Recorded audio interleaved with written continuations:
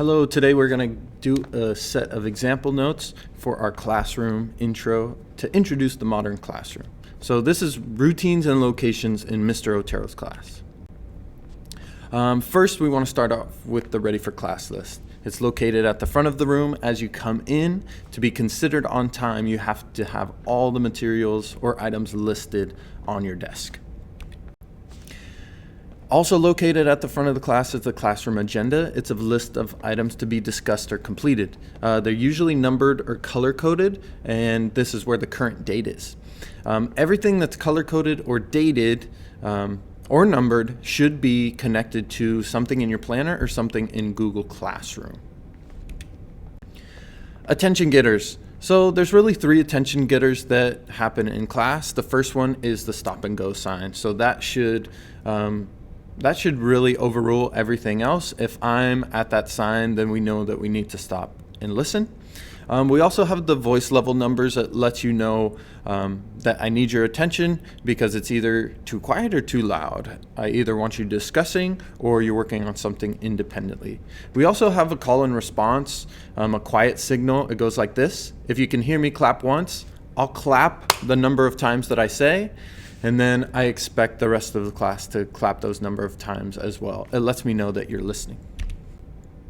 House points. So there are 4 Harry Potter houses. There are 4 pennants in the back of the classroom that list out the houses and the qualities associated with them.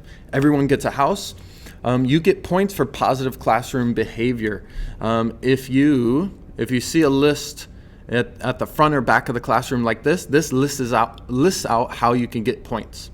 When I give you points, the points look something like this. There'll be a different color every quarter. You have to fill out the back with your period, house, and your name in order to get those points.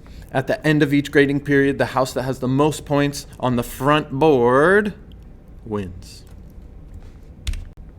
Google Classroom. So Google Classroom is really important to the modern classroom because that's where you find all your resources and all your assignments. If modern classroom is really self-paced, then you kind of get to choose the pace that you go at, the pace that you're learning material.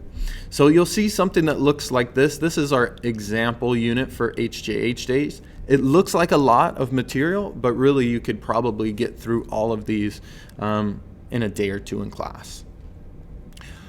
You'll see things labeled must do, should do, or aspire to do.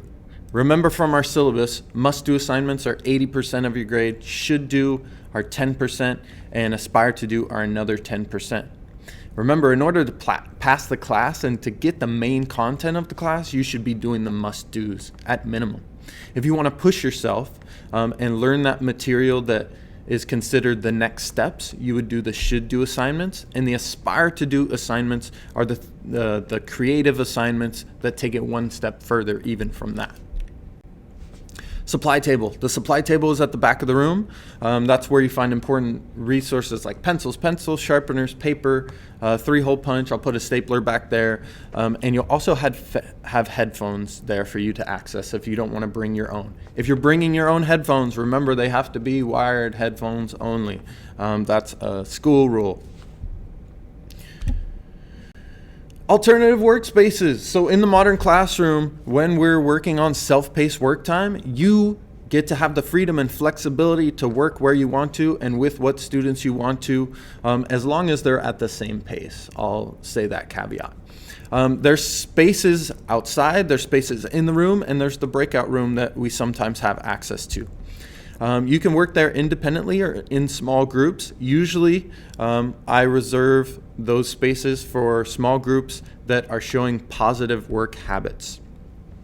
Students have to ask first before breaking out into these areas, and you have to be ready with all your required materials. So when students ask to go outside without having any of their stuff ready to do the work, just know that you're not going to have that privilege to go outside.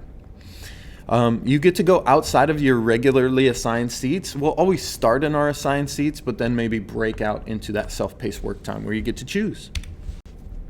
TCI. So TCI is important because that's where a lot of our history assignments are housed. You can also go to Google Classroom because that's where a lot of information is. Pretty much every link is going to be on Google Classroom.